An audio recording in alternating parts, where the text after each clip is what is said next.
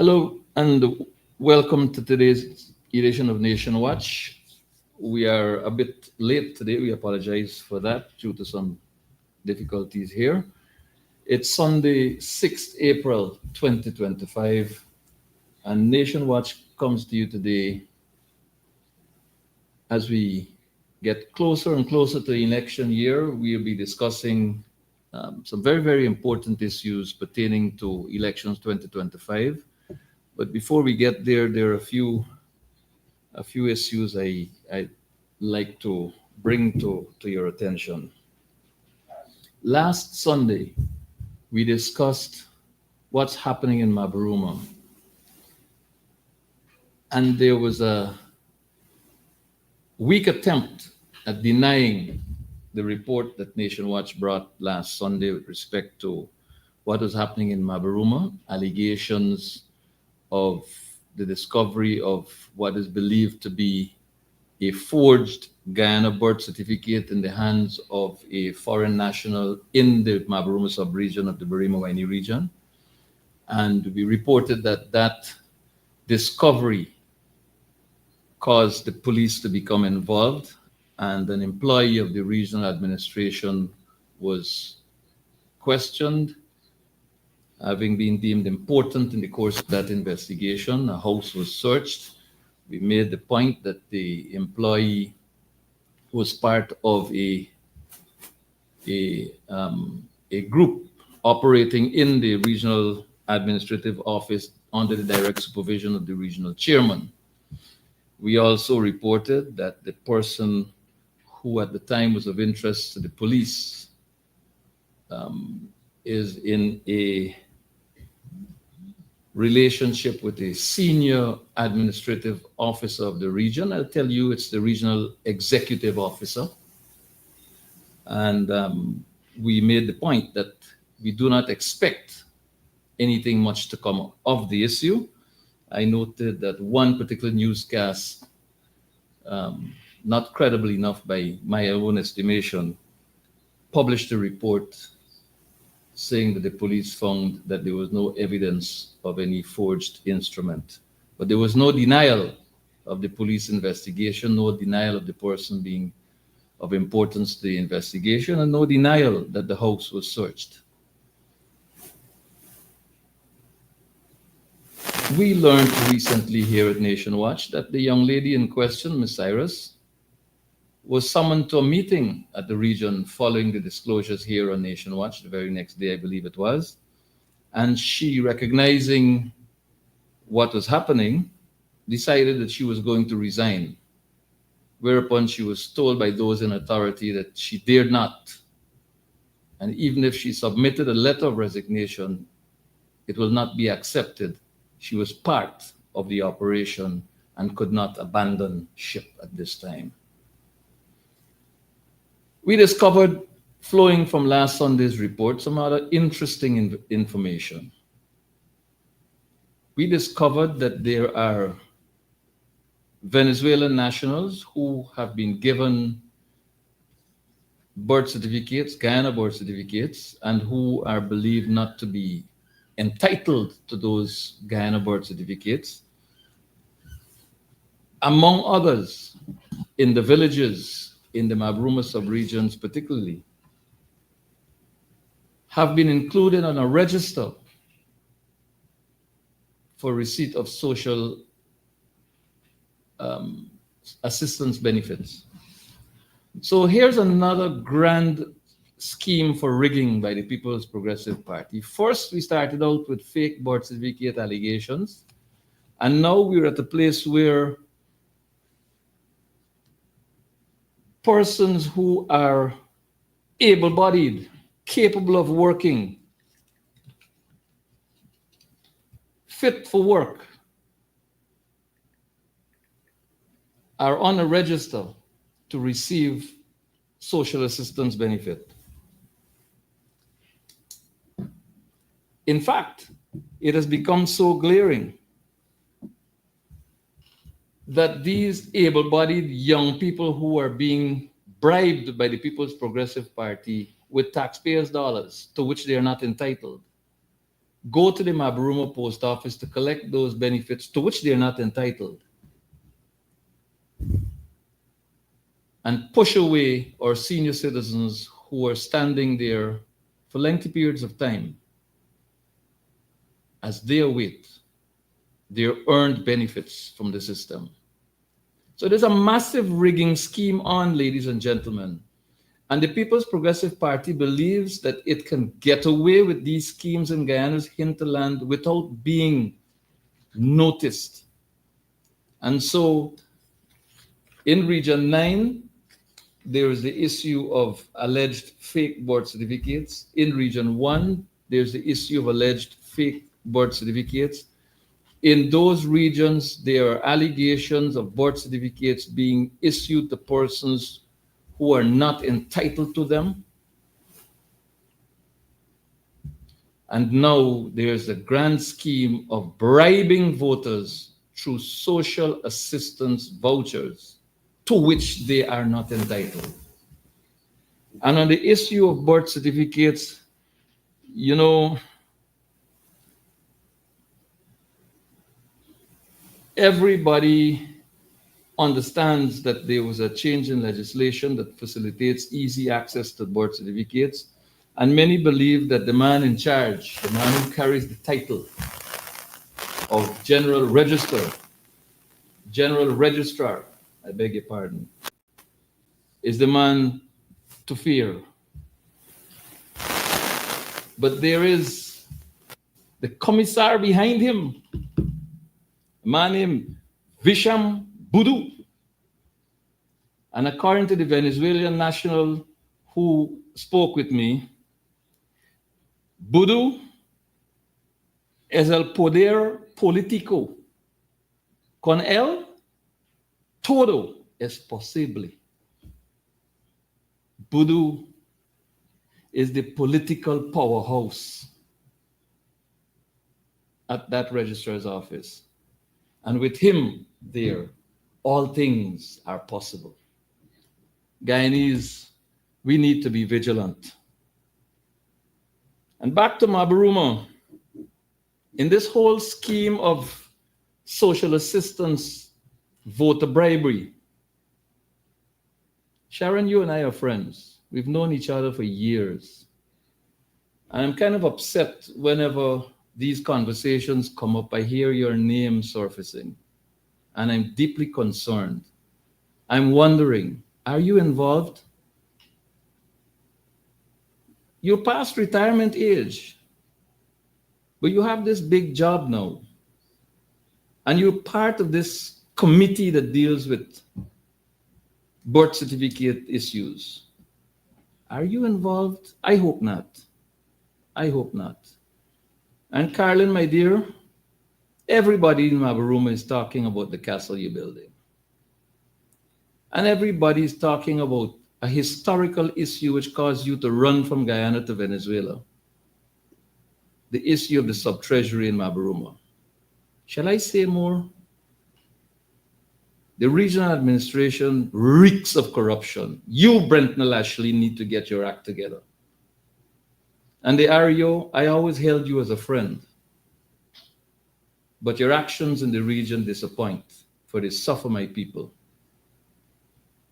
Let's look at some issues of ingratitude before we get into our program proper with my guest, the esteemed gentleman from the Elections Commission. I want to show you ingratitude at the highest level.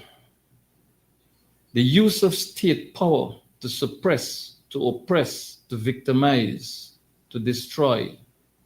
Let's look at some of what happened yesterday. You cannot take illegal instructions. You got all these police line up here. And they've got things to do. Come with illegal documents, we'll give you the vehicle. Go to the court and get, a court order. And I'm going to release the vehicles. I'll ensure that the vehicle is in your custody. You can take my personal guns too. And these same personal guns, defending them in 1992, because I have guns since Apple time. I get guns since under Mr. Hoyt time. And these personal guns, defending them in 1992. I heard the Vice President said you know, that talk about all these filthy things, you know. I mean, in 1992, I never know Mr. Jagdev, you know, I never knew him around, right? And in 1992, Freedom House had 4 guns when you had these problems, right? 2 was my own, 1 was Dr. Hanumanu, and 1 was Glenn Lalu. So I don't know, you know, where all this nonsense coming from, you know. That's the first clip. And we hear some familiar names. Of course, Dr. Eula Hanneman is no longer with us in the land of the living, but the other name that was called we know. And we hope that there will be a newspaper publication speaking to this issue on the front page of that very popular Guyana newspaper. But let's look at the other clip, shall we? But right now, Guyana, Barbados, ate up Guyana, and they're telling me need. So for you to turn around and disrespect us, if not for the Prime Minister of Barbados, you wouldn't be in power today. Don't forget that the Prime Minister of Barbados came to Guyana, interfered into the election, ousted Granger, and that's how you, Barack Jagdeo, get back in power in Guyana. Let's not forget that. Ladies and gentlemen, there's another clip that we may not be able to put our hands on immediately, but it's a clip of the younger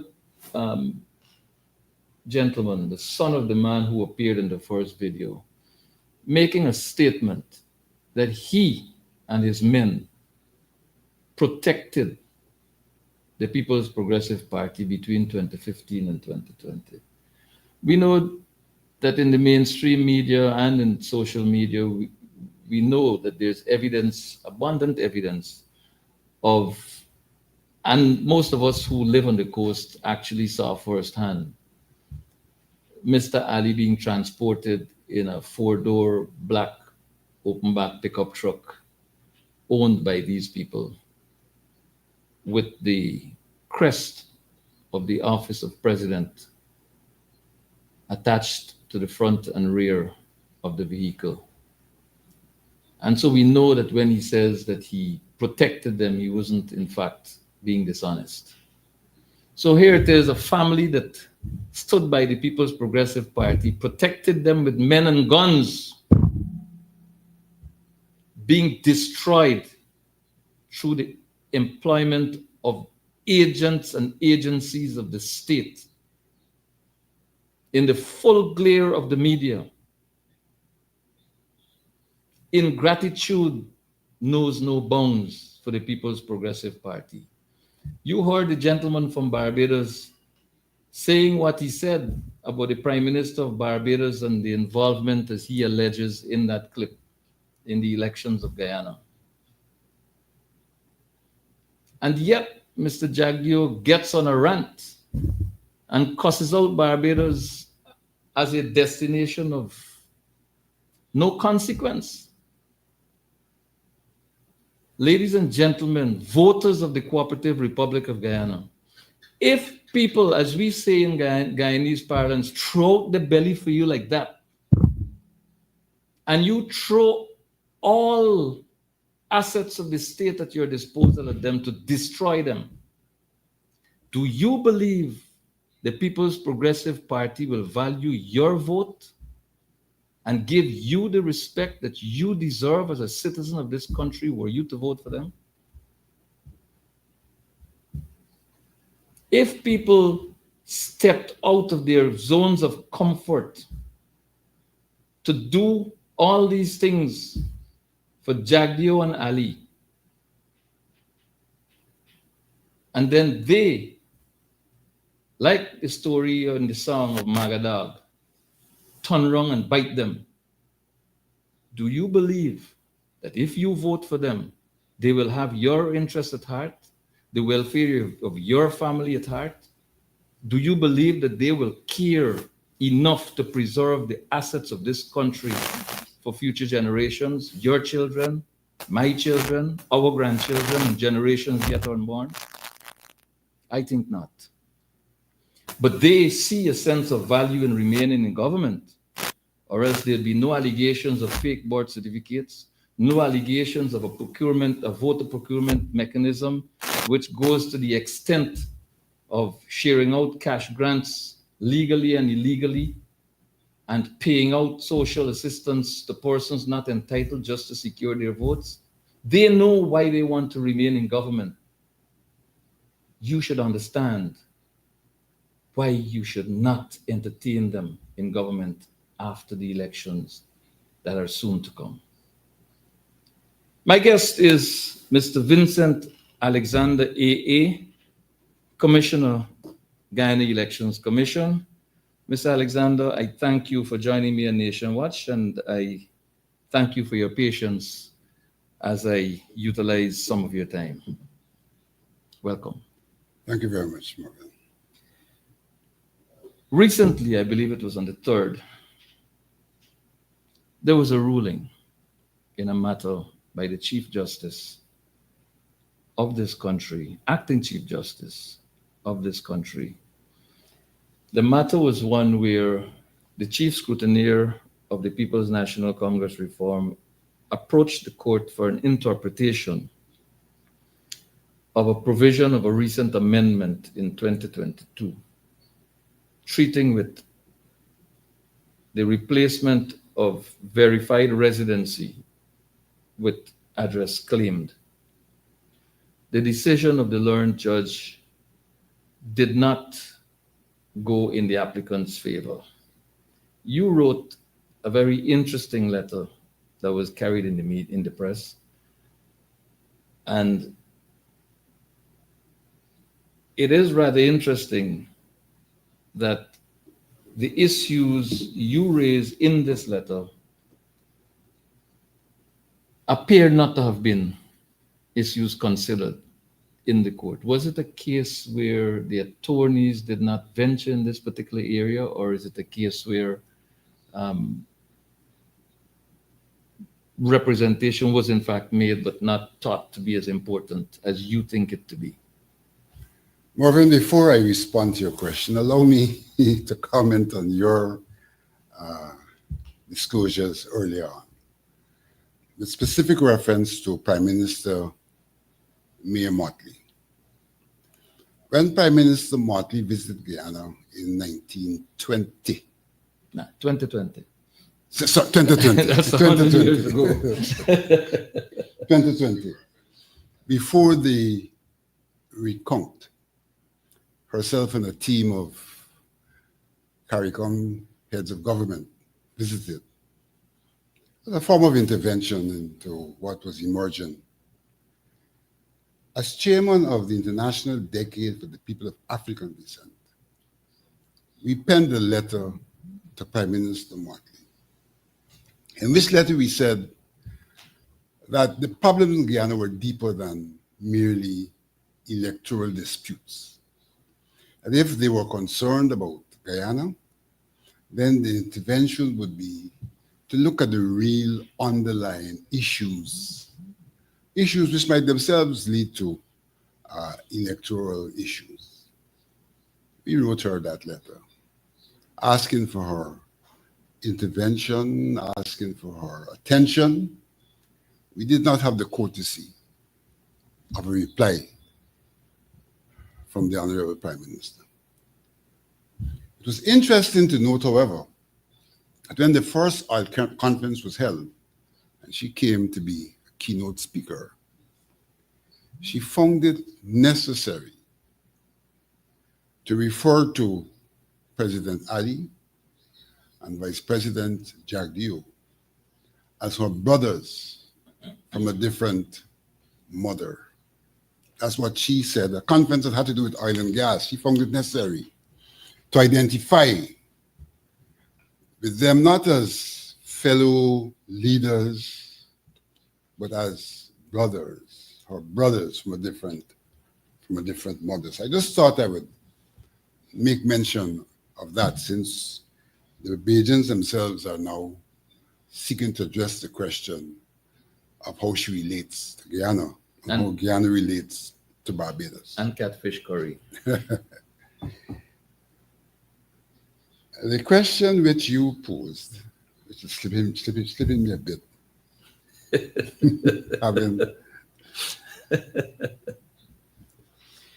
as to whether the issues that I raised in my letter were raised by the lawyers, I'll answer it this way. There are issues which I raised in my letter which could not have gone unattended by the judge. For example, in Article 159, to which she makes reference, there are two aspects of that article which she obviously did not pay attention to. She quoted 159, and it's the main anchor of her case, her judgment, where it says, no person shall vote as an elector unless he or she is registered as an elector. And I extrapolated, I think reasonably so, that she was also relying on Article 159(2), which says, subject to the provisions of paragraph 3 and 4, a person shall be qualified to be registered as an elector for elections if, and shall not be so qualified unless, on the qualifying date, he or she is of the age of 18 years or upwards, and either is a citizen of Guyana or, this is the one I want to note, satisfies such other qualifications as may be prescribed by or under any law. The point I'm making here is that she holds on to 159(1) and 159(2) in some regards, but does not note 159(2)(c), which says satisfy other qualifications as may be prescribed by or under any law. And the fact of the matter is that in the said constitution, the article which we misquoted on the last occasion, Article 73, I think it is. Right. You Article had, you had 73. said 173, but Yeah. yeah. Article 73 very specifically says, members of a regional democratic council shall be elected by persons residing in the region and registered as electors for the purpose of Article 159. Let me say it again. Persons of a regional democratic council shall be elected by persons residing, not claiming an address, but residing in the region and registered as electors for the purpose of Article 159. So this is conjuncted with Article 159, which article requires a referendum to be changed, but points us clearly to Article 73 as a requirement satisfying other laws. And being resident in the region speaks to the fact being established Of in some residency. method The question of is, how do we determine Right. residency? You can't determine residency, as she claims, seems to want to claim, by simply giving an address. that's no verification. Right. We know that prior to 2022, this question of residency was being determined by a visit to the place of residence to identify that the person actually resided there. And may I add that if that visit found that person absent from the provided address, that registration process specific to that person was not completed. There were further visits that had to be scheduled. Quite correct. If one sees the form that recorded such visits, you will see the form provided for visit 1, visit 2, visit 3, and provided for the signatures not only of the GECOM officials, but the scrutineers of the parties. So that we have in fact defined in our law prior to now, how this question of residency is determined. And therefore any issue of claim address and now bypassing the application of that form really flies in the face of what we understand in this country to be residency. in a circumstance where conjunctly 159(1) and 73 specifies in the case of the regions that they must be residency. And in our laws, there's similar specifications in relation to local government elections. The fact of the matter is that we have, I would say, five elections. Yeah. And We that's GECOM elections. GECOM, that not doesn't including the Amerindian, Amerindian elections. At the local government level, we have constituency elections where people are elected by a constituency to be a constituency councillor. At the level of the local government, we also have the PR elections where people are elected to be representatives of the entire local area. At the regional elections, we have people who are elected to represent the region. At the national level, we have people who are elected to represent constituencies in the parliament and people who are elected to represent the entirety of our population in the parliament. So those are 5 elections. And clearly out of those 5 elections, 4 of them speaks to a specific location other than the nation at large. And the issue that's before us is, should people be allowed to vote in those 4 elections without specifying or it being verified that they live within the area of concern? In other words, so somebody who does not live in a constituency merely give an address and be allowed to vote in that constituency. Should somebody who doesn't live in a local area, NDC for example, merely give an address and be allowed to vote in that NDC? Should somebody who doesn't live in a region merely give an address and be allowed to vote in that region? Somebody who doesn't live in a constituency, notwithstanding the technicalities of that election, be allowed to vote to influence who will be the electors in the constituency? My answer is no. My answer is no from 2 perspectives: the principles of the law and the logic, the contextual arrangements in our constitution, and the historical development of our system of constituencies. Having said that, to get back to your question, as I said earlier on, clearly not every provision was considered by the judge. And clearly provision 159, which she refers to, was not considered in its totality. But there are other provisions which may not have been referred to in the case that were not taken into consideration.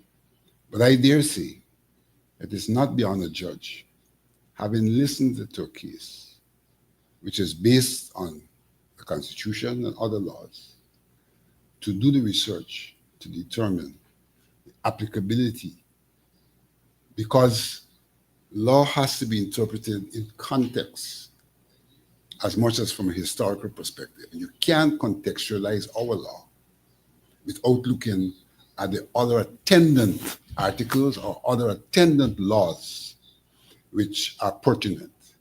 And one should note that she did acknowledge that there are other attendant laws in her statement, that the law is all over the place. I want to get to that. I have that here in my note. But before we get there, I want to read from what I consider to be a credible source of news source, April 3rd, 2025. And here news source is quoting the Chief Justice. In my view, the address claimed has to be accepted. This is the Chief Justice being quoted. I heard her say that myself. The registration officer cannot say to a person presenting themselves for registration that they do not accept the address they are given for whatever reason, and therefore disqualify the person for a forced registration or registration of a change of address. To do so would be to disenfranchise the person, which would be unconstitutional. End quote.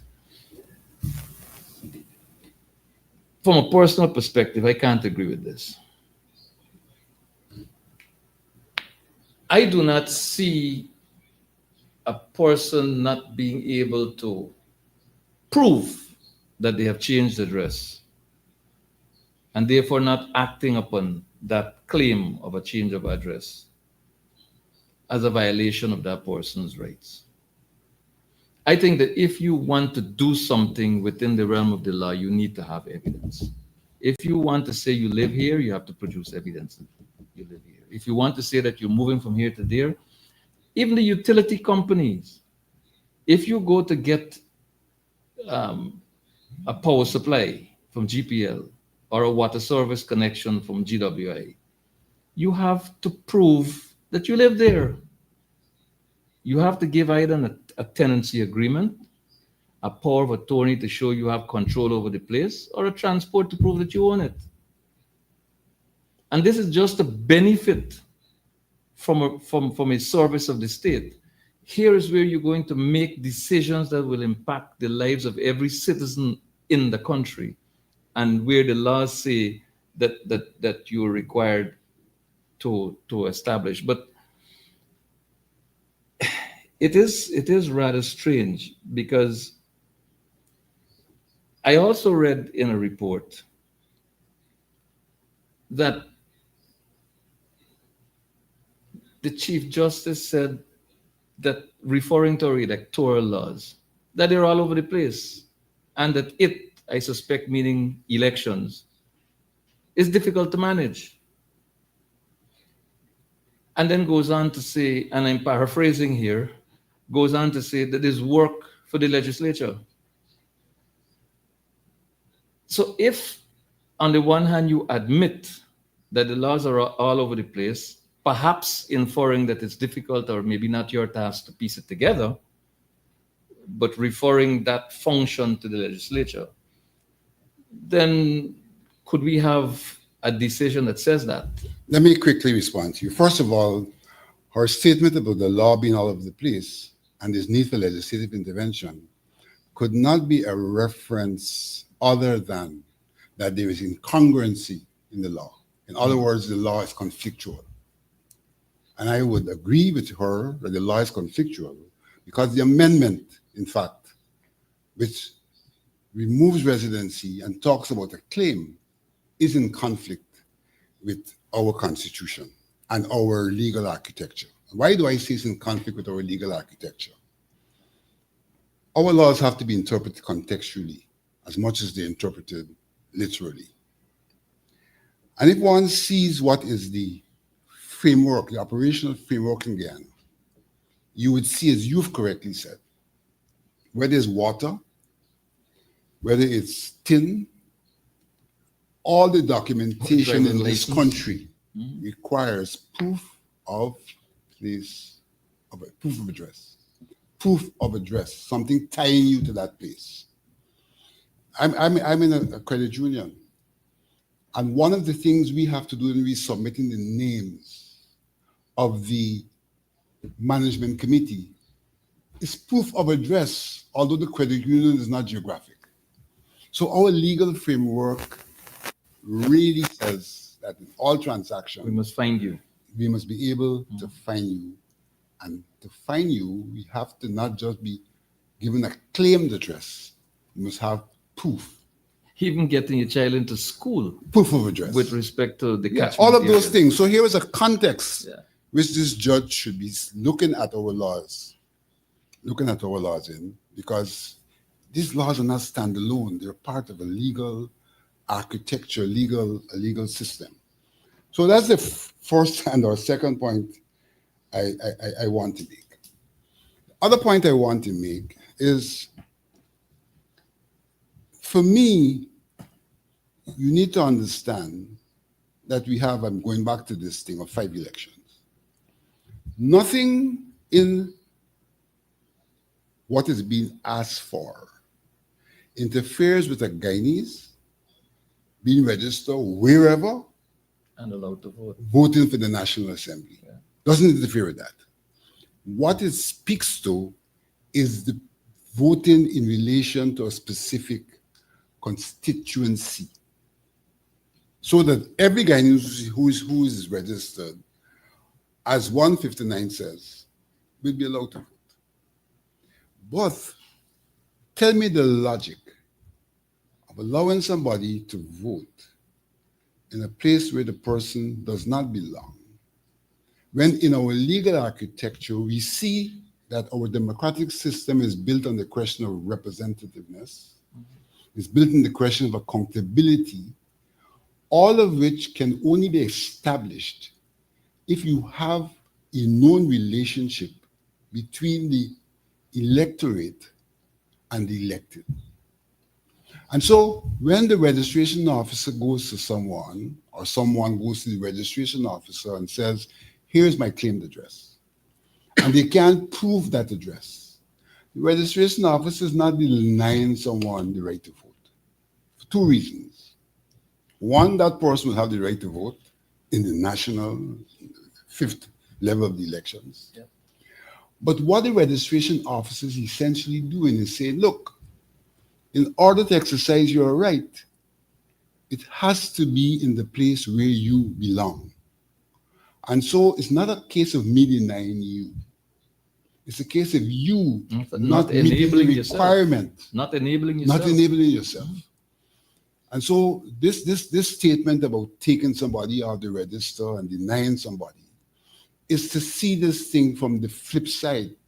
The fact of the matter is the requirement really is to allow the person to exercise his entitlement by conditions. Condition being in this instance that the person must be able to show that they have that right by virtue of where they reside. Now, the judge's approach is very absolute on this right in 151.1. But you know our Constitution, again, if you look at it contextually, rights are never absolute. Absolute, right. Rights are never absolute. And we do have a situation in our laws where under the provision of, I think it's the fundamental rights or the human rights, it is specified that people have all of these rights, but that there is relativity, that those rights should not interfere with others being able to exercise their right. And I import that provision into this case for this reason. If someone is registered and allowed to vote where he or she does not belong and influences the outcome of those elections, that person is in fact negatively impacting the exercise of the right of the person who lives there. And so contextually our Constitution applies relativity to laws. So even if I didn't find all of these other supporting laws as have been found, the application of that principle alone, which affects our human rights, shows that a right is not absolute. A right is relative. And there seems to be a tremendous amount of absolutism in the way in which the judge has sought to apply 159. It is apparent, if not clear, that the People's Progressive Party has a lot to defend when it comes to residency as it relates to elections. Why do I say that? The parliamentarian for Region 1 for the People's Progressive Party is Colin Crowell, who does not live in Region 1. The parliamentarian for Region 7 for the People's Progressive Party is Gail Teixeira. I don't know if she's ever been to the Mazruni district. I would think she's been. Give her the benefit of that. But she doesn't live there. She doesn't live there, definitely. How Priya Manik-Chan is the parliamentary representative for Region 3. The girl from deep in Maikoni, Yes, living in Georgetown. right. The question really for the voters who voted for the People's Progressive Party in those regions is, How on earth do these people or can these people represent your interest? They don't know that in the Mazaruni district, this sells for more than $500. This sells for more than $500 in the Upper Mazaruni. A bottle of water. The 12-ounce Coca-Cola is probably about $700. These people who represent the People's Progressive Party's voters in these regions do not live there, cannot relate to the issues, cannot represent the people adequately. And therefore, if this residency issue, as far as the voter is concerned, is probably verified in a court of law, it may by extension have to do with representatives coming from the respective geographic spaces where the electors exercise their franchise. And therefore, they have quite a bit to defend given the status quo. Mr. Alexander, I understand that the applicant, Carol Smith Joseph, has, through her attorney, signaled to the court their intention to appeal this decision. But you also said when you spoke a minute ago that in your view, the amendment of 2022 is not in conformity, my word, with the Constitution. My understanding is that any law, to the extent that it conflicts with the Constitution, is null and void. Is there any consideration being offered to a constitutional motion to knock down that amendment of 2022? First of all, the case of Carol Joseph essentially addresses that question of the law being null and void because of its conflicts with what the Constitution provides for. As far as all of the provisions that I have been referring to, what the judge came up with is that it's not in conflict with. What Nandalal argued is that, in fact, that the change was intended to bring the law in line with the Constitution. Now, you make reference to a constitutional motion. You would have heard the judge say in no uncertain terms that this is a matter for the legislature. And so any motion here really is to seek to clarify what the Constitution intends and would be no different from the matter brought by Carol Joseph. So for all intents and purposes, in fact, in essence, this so-called constitutional motion has been brought and has been ruled upon in favor of the status quo, that is the amendment to the National Registration Act, which now provides for someone merely to claim an address. But let me get back to what you were saying earlier. In life, there's a factual aspect and there's a legal aspect, and sometimes the two are one and the same. The People's Progressive Party have obviously never shown our embrace of some elements of a normal democracy, particularly from the perspective of representation, because they have always had parliamentarians, and parliamentarians in particular, for the constituency element of the parliament that do not live in, do not come from the constituency. And you have quoted quite a few of the cases. That shows the disposition. That shows the disposition. And whilst the law may not have been very clear on that matter, it shows the disposition. It now shows that what they're seeking to do is to bring the law into conformity with their this position. That's what this amendment to the law is all about, bringing the law into conformity with their actions. But you know, there's so much in our Constitution that exposes what they're seeking to do. And here I want to make note of Article 78, Article 78B. It speaks specifically to electoral system. The electoral system in respect of local democratic organs, and this would be for the RDCs and the NDCs, shall provide for the involvement and representation of individuals,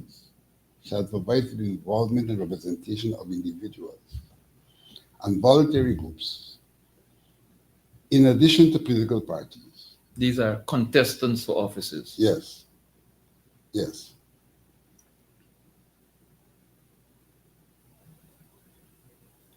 In addition to political parties, and accountability, keyword here, to the electors.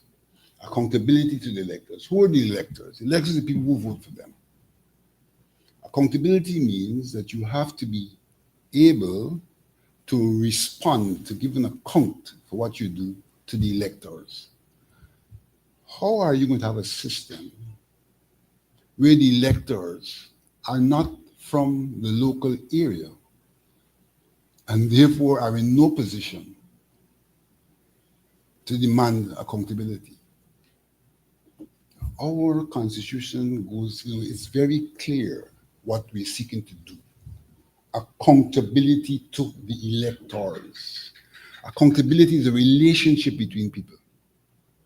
And that relationship can only exist in a local area as specified here in the Constitution.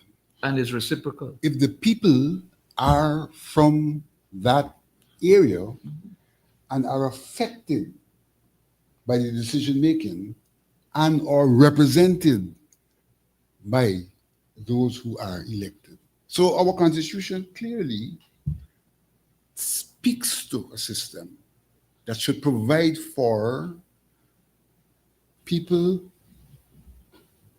being known to be in a geographical area in relation to who their representatives are, in relation to where they vote, and in relation to their representatives, accounting to them for what goes on in that area. Because if you go to another article, you will see in the other article, and I want to go way back now to the principles in our Constitution, Chapter 2, Principles and Bases of the Political, Economic, and Social System, and to go to Article 13, which says, the principal objective of the political system of the state is to establish an inclusionary democracy by providing increasing opportunities for the participation of citizens and their organizations in the management and decision-making processes in the state.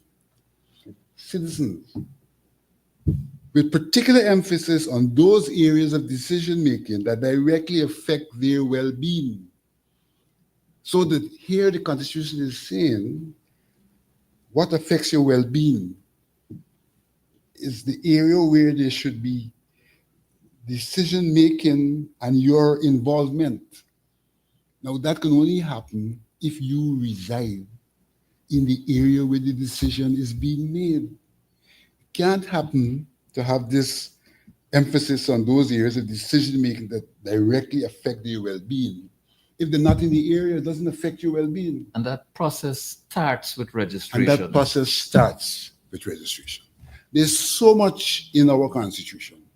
If we were to contextualize the decisions based on the law at large, the whole law, you could never arrive at the conclusion that somebody could simply claim an address and be registered to go and vote where he or she does not belong, where decisions made doesn't affect he or she, where he or she cannot call for accountability. All of this comes through the Constitution.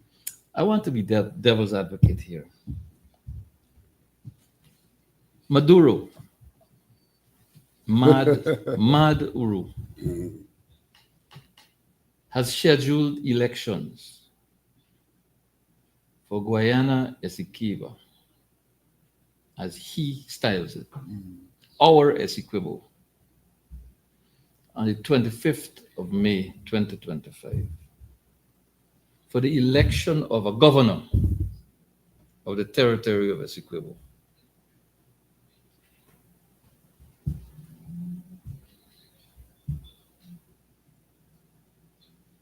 The thousands, the tens of thousands of Venezuelans living in Guyana,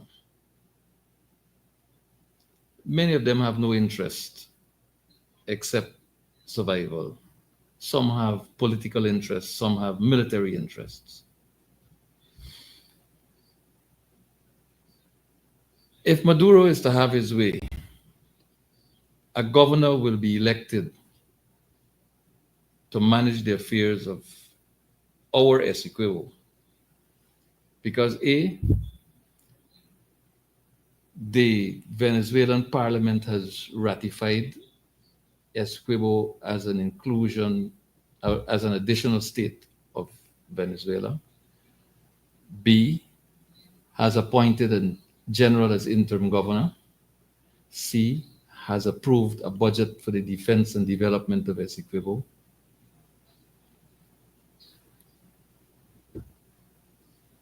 How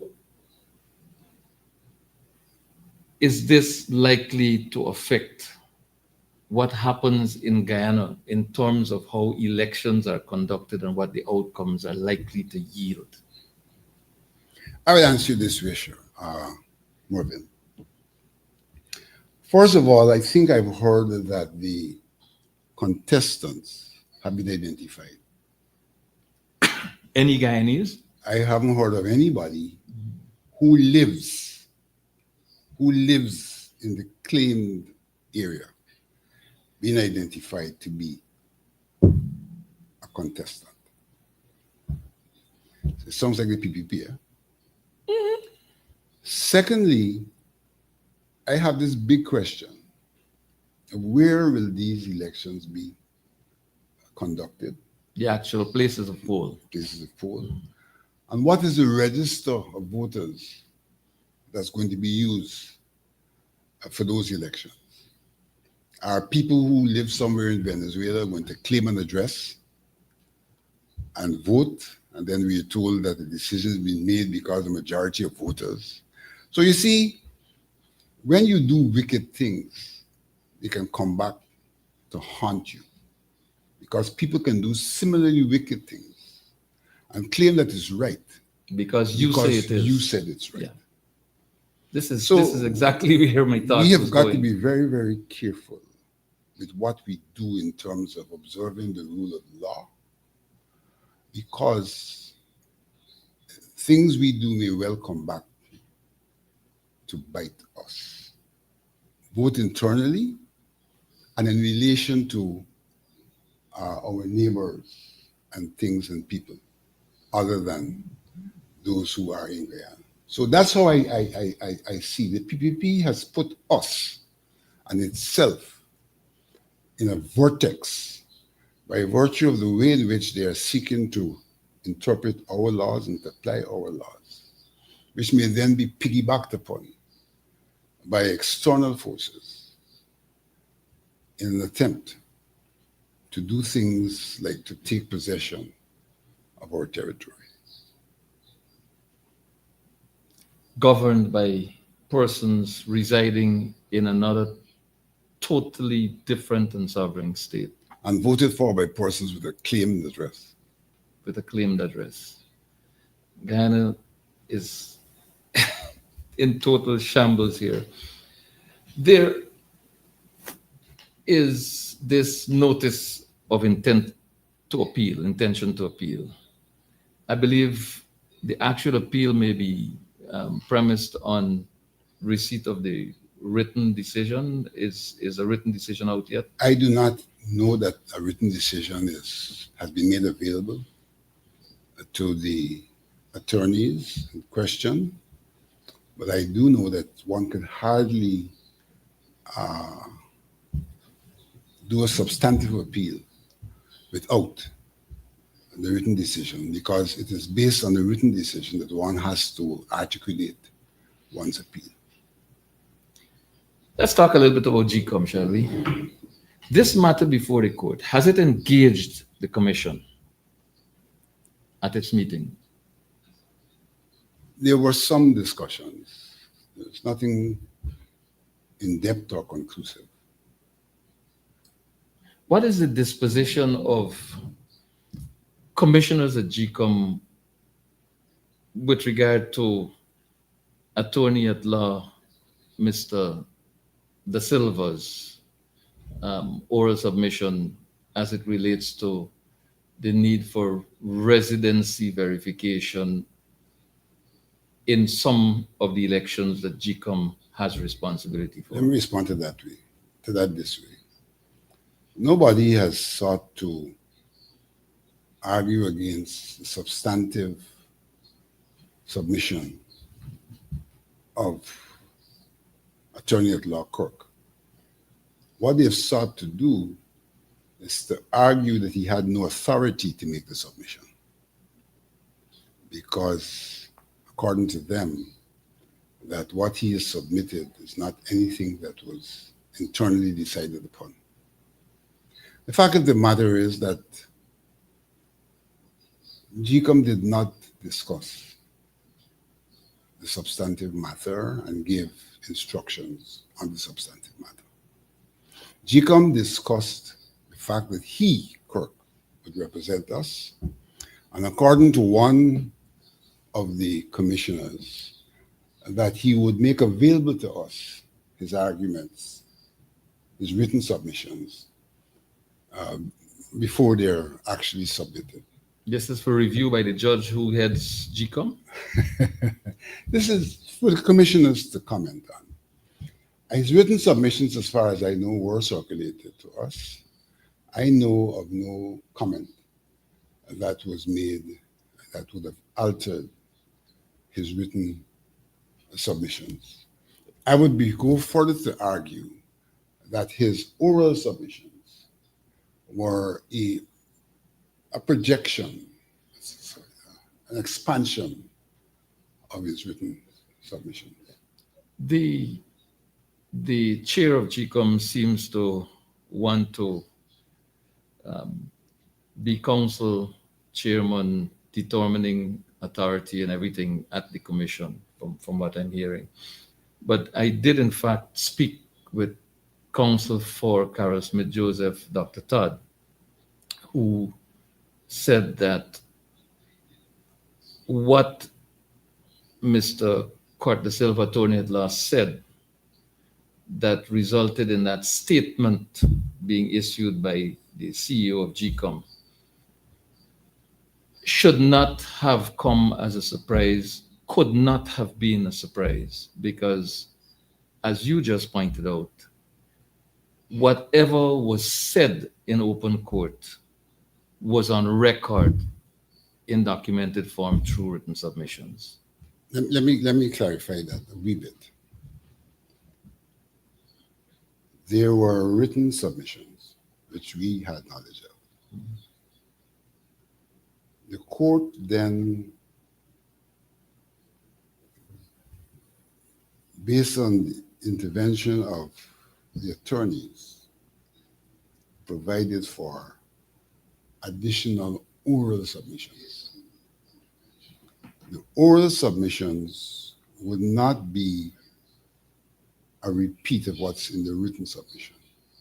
It would be an extension of the argument. So other things could have been mentioned that were not necessary, but it would not have conflicted. Nor would it be new. Would not have conflicted with the written submissions. One could see a logical development of the oral in relation to the written. Where are we, Ms. Alexander, as far as elections 2020? Just let me go a little further. For Sure. example, in the written submissions, GECOM did not say that we have to comply. GECOM did not say that somebody should not be um, able to simply rely on a claimed address. What GECOM said is if there's a problem with somebody who submits a claimed address, then the system of claims and objections can be used to prove the person doesn't live there. So, And then what? and then that would be a claim and objection. Yeah, but when you prove that, what? Then the person would not be in the list. Isn't that removing a person from the list? Yes, yes. But the law provides for removal under those circumstances. And so what GECOM was saying is that claims and objections could be used to pursue the objective of the applicant rather than for GECOM to take it onto itself to go and verify addresses. But is that not an admission that?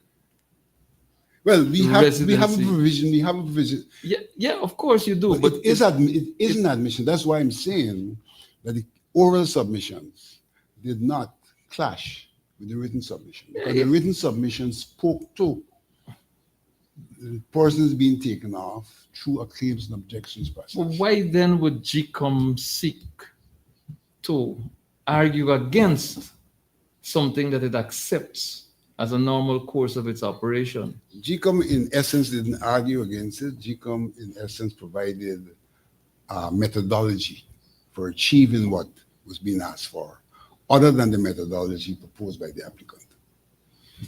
All right, let's shift a little bit to preparedness elections 2025. Where are we with that? It appears to me as though not much is being said in the public space regarding GECOM's readiness for elections. I have not, for example, heard GECOM saying elections are constitutionally due by November 2nd latest, and we will be ready to have or to hold or to manage or to conduct elections by a certain date. Let me answer that question this way. We have recently received the plan for elections. And if my reading of the plan is correct, in that plan, GECOM suggests that they will be ready for elections as early as September. Yeah, well, And that's what the plan suggests. well, Now, that is to be elections- anticipated because toll-free bridges were announced 1st of September and a number of other things. So it's anticipatory, really. GECOM seems to be working with the People's Progressive Party. I will read. It is obvious that there is collusion. It is obvious. The way in which the commissioners seek to impose their views on the administration and the way in which the administration is condescending does suggest this collusion.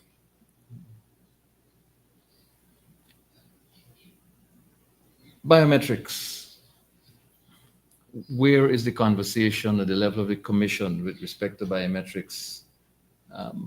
And I know that the chairman had, independently of the commissioners, publicly said that it is possible, but would not be possible in time for elections 2025. I gather from what I've been reading and hearing that pronouncement came not from the commission, but from the chair. The chair is the judge, isn't she? There are commissioners who are advocates of biometrics. There are commissioners who are antagonists of biometrics. And it's a 3-3 split, so it leaves it to the chair. So in a sense, what the chair says becomes the decision of GECOM. To be very frank, the question of biometrics is not presently being discussed in GECOM. It is not something that may not come up for further discussion, but it's not presently being discussed. And the fact of the matter is that in recent times, due to postponements, of cancellation of meetings, a number of critical things haven't been discussed. So we are still to finalize the discussion of removal of the dead from the list. That has not been finalized. We still to finalize the discussion on the question of the Commonwealth citizens and them voting in our elections. That is still to be finalized. I have placed on the agenda the question of the incarcerated being allowed to vote. It hasn't happened in the recent past. That is still to be finalized. So there are a number of critical issues to be finalized. We did not meet last Thursday as was intended. The chairperson canceled the meeting because she said she was in no position to contribute to an essential agenda item for the want of information that the Secretariat has to make available. And my response to her was, in writing, that there's so many matters to be discussed. How can we cancel a meeting for one agenda item? Would it be reasonable to conclude from what you've just said that GECOM is really not ready for elections 2025? I wouldn't As say, we speak. I wouldn't say that GECOM is not ready for elections 25, but I would say GECOM is not ready for a free and fair election 2025. They're two different things. Yeah. I GECOM concede. is proceeding in a manner that does not address certain issues, but you can call a formal election. Whether that will be free and fair is another matter. With the possibility of the earliest possible time for election being September, let's just hazard a guess for conversation, mid-September. Let me say this to you, that the earliest time in that plan It's July, is no? September. However, in a meeting with the European Union, when that question was posed to the CEO, he said two things. He referred to the September, but he also said that it is a function of the president to call the date.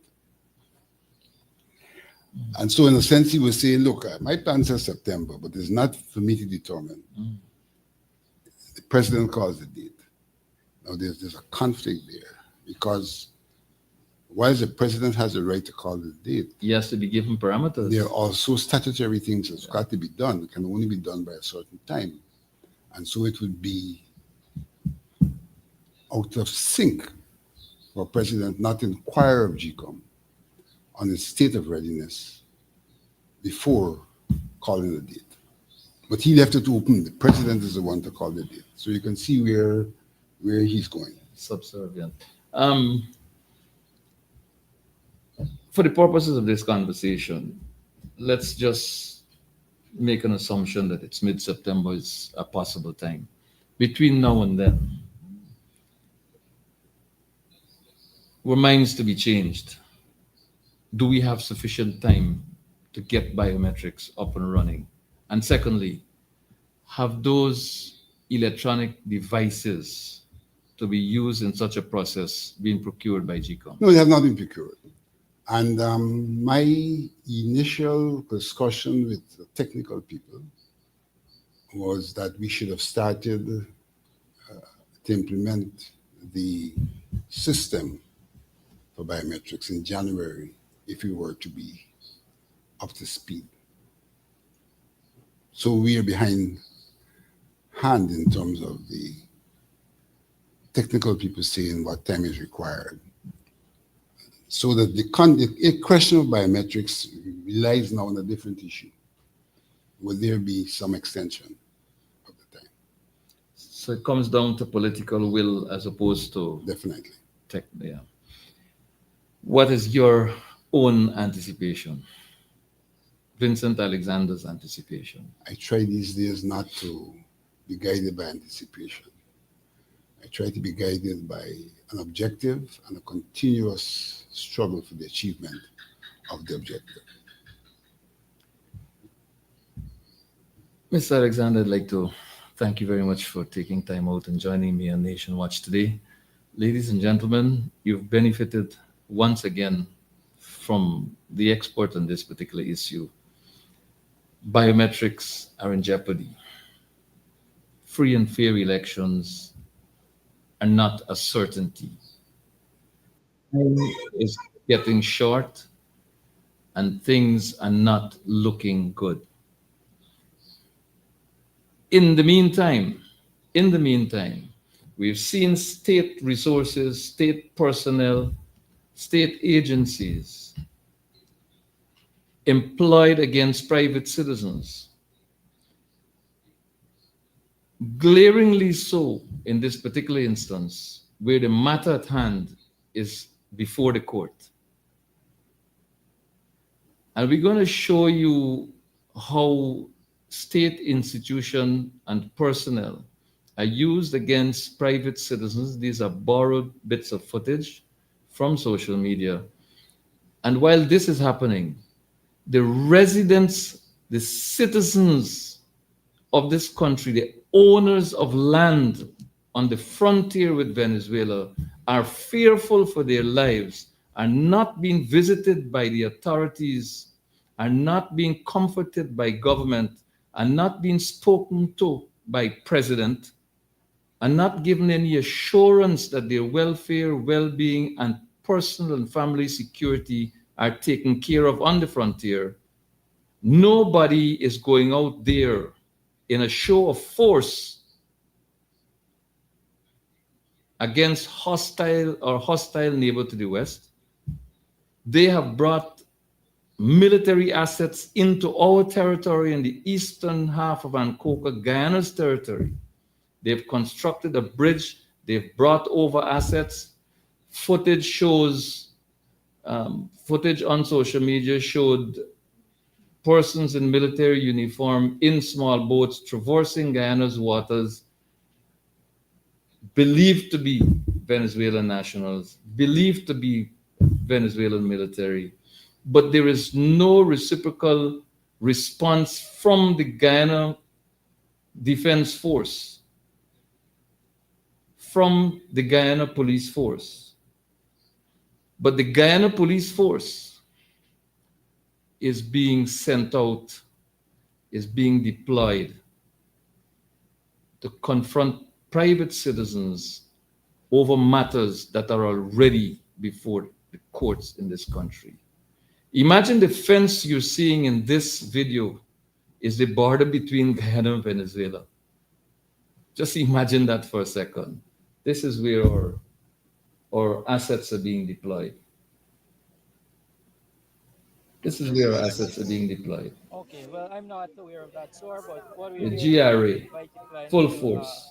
present the vehicles to the revenue authority. Yeah, he will decline that invitation. Okay, noted, no problem. Thank you. Thank you. Bye-bye. Officers, please don't take political directives. Fully held siege in their home. They came again, and the lawyer told them the matter is before the court. Right. Yes. For next week? Thank you. Yes. Thank you for that. The police and the customs, Guyana Revenue Authority, deployed a man, his family, under siege in their homes in a matter that is before the court. And Guyanese on the frontier feel unsafe, and no police, and no military support, and no government assurance is there for them. I salute my indigenous sisters and brothers who live on the frontier. I salute all Guyanese who live on the frontier. And I say to you, continue to hold your resolve. Continue to stand firm as we defend our territory. Ladies and gentlemen, that's all we have for today on Nation Watch. That's all the time we have. Until we meet again, God bless.